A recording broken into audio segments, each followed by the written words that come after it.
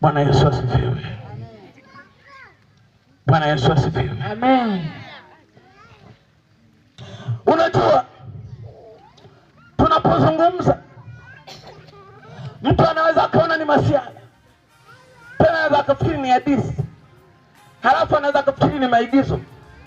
Lakini nataka nikwambie, siku inakuja, siku ya mwisho.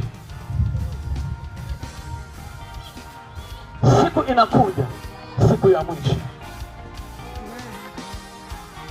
Siku ya unyakuo inakuja. Nisikilize, rais hatanyakuliwa kwa sababu ya urais wake wa nchi. Diwani hatanyakuliwa kwa sababu ya udiwani.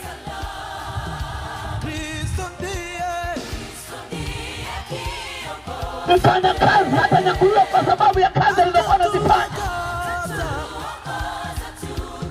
Mfanya biashara hatanyakuliwa kwa sababu ya biashara zake.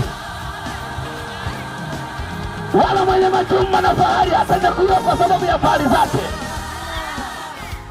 Nataka nikwambie, mwenye akaunti iliyojaa fedha kuliko wote duniani hatanyakuliwa kwa sababu ya akaunti yake. Mwenye sifa ya kunyakuliwa ni yule ambaye ana chapa ya Yesu. Yaani Yesu anaposhuka kwenye mawingu anaonekana na chapa ya Yesu. Ni chamba ambayo alikuingia kama nimegada. Huyo ndiye atakayenyakuliwa. Huyo ndiye atakayekuwa na sifa.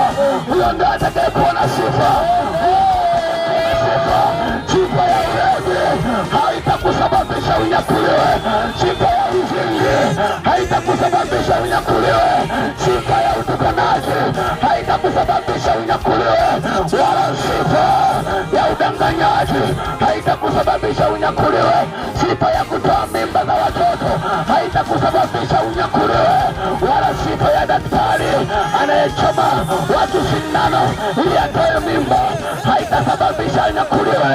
Wala sifa ya wale wanaowachekenya wenzao haitasababisha unyakuliwe. Ni sifa moja tu ya kumwamini Yesu.